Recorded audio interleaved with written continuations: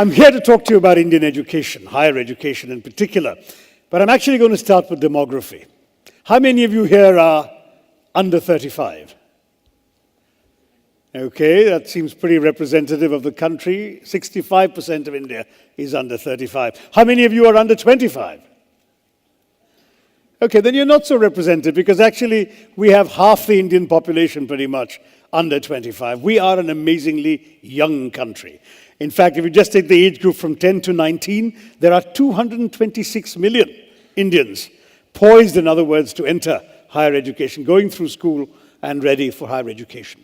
Now, this is amazing because it's happening at a time when the rest of the world is aging, right? If you look at the average age in India today, it's 28.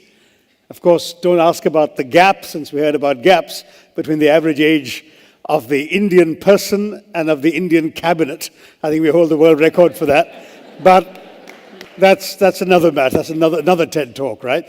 But what you've got with this average age is a time when the rest of the world is changing. So by 2020, the average age in Japan is going to be 47.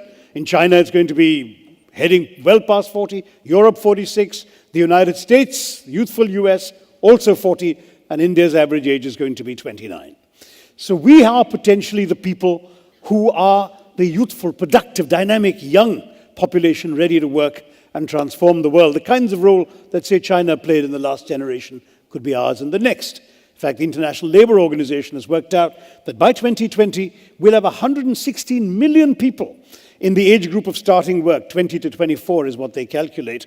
And China will only have 94 million at the same time. So we really are poised to do that. But, and by the way, other countries will have a serious deficit. It's estimated that the US will have 17 million short in terms of how many people they need at working age. We in India have the people. But do we have the ability to equip the people to take advantage of this, to be the workhorse or the work engine for the world? See, if we get it right, we educate and train them, we really transform not just our own economy and our society, but the world.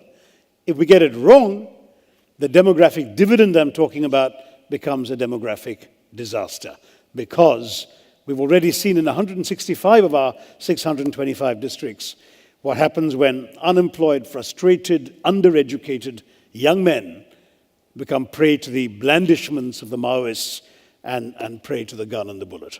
So education in our country is not just a social or economic issue, it's even a national security issue. We've got to equip our people to take advantage of what the 21st century offers them. Now, this is the story in a nutshell. 4 E's. Expansion was our first priority in education. Why? Because the British, and I won't even ask if any of you here, left us in 1947 with a 16% literacy rate. Okay, there were only 400,000, 4 lakh students in the entire country in higher education. We had 26 universities, fewer than 700 colleges. So obviously expansion was essential. We've gone right from that 16% to 74% literacy today. We've gone from 26 universities to 650 universities. We've gone from those 400,000 students, 4 lakh students, to 20 million students in higher education today. And we have 35,000 colleges as well, instead of the 700 colleges we had then. So expansion's taken place. We've also had to fight for the second E of equity, that is, including the excluded from education, trying to reach out to the unreached, the people who didn't get a fair shake in education for reasons they couldn't help. Gender, an obvious reason. When we had that 16% literacy rate, you know what the female literacy rate was? 8.9% at the time of independence. Just 1 out of 11 Indian women could read and write. Caste, region, religion, all sorts of people got left out the system. We had to bring them in. And that became a big challenge and a priority for education. In getting those 2 things more or less right, I don't know how well we did on the third E, which is the E of excellence. Obviously, you need quality. And we set about setting up institutions of great quality in our country. The IITs are a good example. In fact, it's part of Jawaharlal Nehru's vision that the IIT in Kharagpur was established back in 1956, the year I was born, and it was done on the site of a British detention center, the Hijli Detention Center. So a symbol of political oppression became instead a symbol of hope, of technology, of looking to the future. But for the IITs, the IIMs, a few good institutions, I'm sure you can all pick your few around the country, these have tended to be islands of excellence floating on a sea of mediocrity. The average Indian higher education institution is simply not of the quality that you and I, all of us in this audience, would like to see. And that ties into the fourth E that I've added to this catechism, employability. Talk to employers, talk to CEOs. What do they tell you?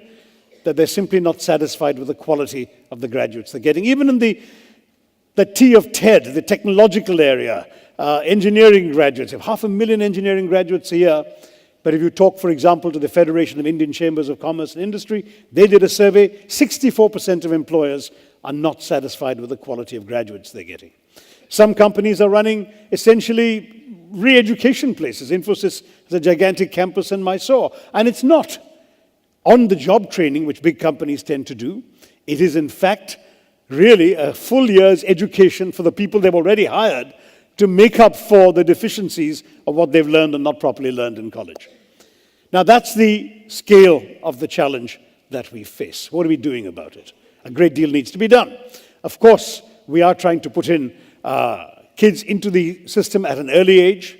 The RTE, the Right to Education Act. If kids were out of school in the old days, it was their parents' fault. Today, if they're out of school, it's the state's fault. The government is committed to actually getting them an education. We've got more and more money being pumped in by the system at all levels. For example, many of you may have gone to prestigious universities. Lots of people in India don't. They go to state universities, which are grossly underfinanced. We've come up with a scheme to pump central money into the state universities so they actually have resources to do something with the students they have there. Money isn't the whole answer. There is an entire challenge in terms of addressing things like the gender gap. That's a gap that, despite what what the earlier speaker said, we don't want to embrace, right? It's a gap we must overcome. Right now, women's literacy is 66%, better than the 8.9, but still means that, 1 out of every 3 Indian women still can't read and write. We have to overcome that. We need to catch the ones who've been left out of the net. Adult literacy, huge challenge. I went off to a village in Tamil Nadu, not far from Kanjivaram, and I met women who in their 50s and 60s were learning to read and write. And people think sometimes, what's the point? Some of their own family members, their husbands think, what's the point? The answer is it changes their lives. It empowers them in real ways. I spoke to a woman called Chitra Mani, who told me, proudly wrote her name in Tamil on a piece of paper. And I said, so what does being able to read and write mean to you?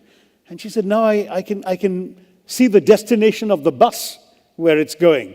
I don't have to ask somebody where that bus is going. I know where I can go. When I get to the big city of Kanchipuram, I can read the street signs. I can find where I need to go. I don't feel helpless anymore. That kind of that empowerment is what literacy gives people in a very fundamental and real way. And we're trying to do that, of course, for those who've dropped out early on in the days before we got to that 74%. The younger kids, we've got them into school now. We have something called a gross enrollment ratio, the percentage of children of a certain age, of the age appropriate for a particular level of education. Well, at primary school now, our gross enrollment ratio is 116%. We've actually enrolled more kids than we thought existed at that age group, because some of the older ones are coming in too. Bad news is, as you go up the level, it starts dropping. So by the 8th grade, I'm afraid it's down to 69%. By the 10th grade, 39%. And by college, our gross enrollment ratio is about 18% against a global average of 29%. So clearly, we still need to do more. Our expansion hasn't gone enough. We haven't managed to get everyone to stay in the system. Some of them actually need vocational training. They're not all going to become white-collar clerks or officials or IAS officers, right? So we need to try and catch them and get them into vocational training.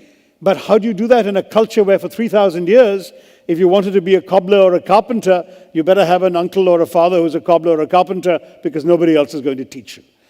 The transmission of knowledge of tradecraft in our country has always been through the gene pool. So one of the reasons why the sons of politicians tend to be politicians also, And a Bollywood movie stars, same story. So we need to get master craftsmen in. Why is it with a country of 1.2 billion people that we should have a nationwide shortage of masons, of plumbers, of certified electricians? We need to get more vocational training into the system. We're doing that. We're now rolling out the whole concept of community colleges so that kids can go in, have some academic learning, lots of vocational training, and at the end of 2 years, if they show tremendous academic promise, they can go back to a university. If not, they leave with a 2-year certificate, and they go off and do a useful trade in a society that is clamoring for these skills. So these are the kinds of changes that we are trying to bring about and move along. But there's a change that the government alone can't do. You know, if you look at the need for research and innovation, you've heard a lot of that, I'm sure, in the course of the TED Talks. Research is something which the government wants to double the amount of money it's spending on research from 1% of GDP to 2%. We haven't had the money to pump into it yet. But innovation requires new ways of thinking. I heard you had a talk about hyper-thinking. I missed it. But new ways of thinking mean learning to think out of the box, learning to create. I know we're famous for jugaad, right? You Google the words frugal innovation, and the top 20 hits will all relate to Indian inventions. We've invented the world's cheapest electrocardiogram, the simplest and cheapest EKG, the cheapest insulin injection, the world's cheapest small car, the Tata Nano. All that's come. But all these have been things invented elsewhere that we have stripped down, made more affordable, more replicable, more relevant to our conditions. We need to do things that others haven't done before, which we used to do in our culture. We're the land that invented the zero. Remember how the Romans used to write their numerals in long strings of letters? Until an Indian thought of the idea of zero, emerging from the notion of shunyata in Hindu and Buddhist thinking. And that came into the zero, shunya, which transformed global mathematics. We need to think like that again. We need to come up with ideas. We have 17% of the world's brains. Why do we only have 2.8% of the world's research output coming out of our country? Well, perhaps we need to start in the classroom. Get our kids not just to have their heads filled full of facts and textbook materials and teachers' lectures, because frankly that gives you a well-filled mind. But in the era of the internet, you don't need a well-filled mind. You've got Google, right? You can find out anything you want with 2 clicks of the mouse. What you need is a well-formed mind, a mind that reacts to unfamiliar facts and details, that can actually synthesize information that it hasn't studied before. A mind, in other words, that can react to the bigger examination called life, which doesn't actually only give you things you've prepared for. And for that, you need a mind that's shaped by original thinking, a mind that doesn't just ask the teacher why, but why not. I've actually had a little experience of out-of-the-box thinking myself. I wear glasses. I don't need them to read. I don't need them to see you folks on the front. But if I want to catch somebody in the back row there, I have to look through glasses. But because I hardly ever wear them, I keep losing or breaking them. I shove them in a pocket bag against a wall or something, they crack. I put them on a lap. When I get up, they fall down. Somebody steps on them, they break. In the first 3 months of this year, I lost or broke 6 pairs of glasses. So I was telling a friend about this. And he said, simple solution. Why can't you think of that? I said, look, there is no easy solution because for 150 years, glasses have been made in one way, right? They're joined together at the center and they hang over your ears. That's what I find inconvenient, so I take them off. And he said, no, we'll find a different way. You can reimagine glasses in a way that they're not going to hang over your ears or be joined in the middle. And this is what he did. I'm wearing them right now, and I want to see anybody at the back. I just pull that together, like 2 magnets in the middle that click together, and I can see you all at the back. Now, it's a silly example perhaps, but it's an example of how one can think out of the box. Familiar objects can be thought of in ways they haven't been thought of before. And that way, we can move forward in the world. I have no doubt that the challenges are enormous. There is simply no question that here, in our country, we have to become literate. But there is one piece of good news. 95% of our 12-year-olds across India can read and write. So the future looks good. And as far as the workforce is concerned, if we can get all these other pieces in place, we can say to the rest of the world, we're coming. Thank you very much.